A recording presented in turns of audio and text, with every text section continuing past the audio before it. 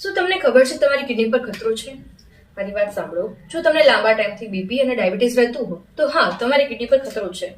કઈ રીતે? બીપી અને ડાયાબિટીસ આપણી કિડનીના સાયલેન્ટ કિલર છે. જો તમને ડાયાબિટીસ હોય તો ડાયાબિટીસ આપણે શુગરનું પડ છે તે કિડનીની રક્તવાહિનીઓ પર જમા કરાવે છે, કે જેના કારણે કિડનીની રક્તવાહિનીઓ ડેમેજ થઈ જાય છે. અને એ કઈ રીતે અસર કરે છે?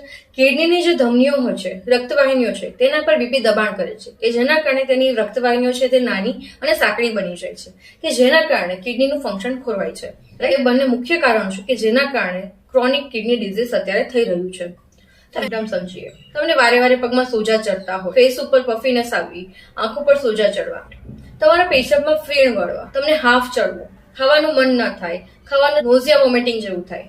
તમે બીપી ચેક કરાવવા જાઓ, ગમે એટલી દવા એડ કરો, તમારું બીપી કંટ્રોલમાં ના રહે. અટકાવવા માટે શું કરવું જોઈએ?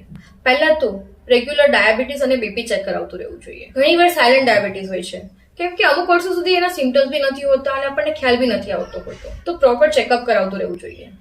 પેશાબની પ્રોપર જાંચ કરાવતી રહેવી જોઈએ. શરીર ઘટાડવું જોઈએ. વ્યસનો અટકાવવા જોઈએ. સ્ટ્રેસ ઓછું કરવું જોઈએ. ઘણા લોકો ફાર્મસીમાંથી જાતે દવા લઈ આવતા હોય છે કે જે અનનેસેસરી હોય છે, કે જે આપણી કિડનીને ડેમેજ કરી શકે છે. તો ડોક્ટરની સલાહ વગર કોઈ પણ દવા જાતે ન લેવી જોઈએ.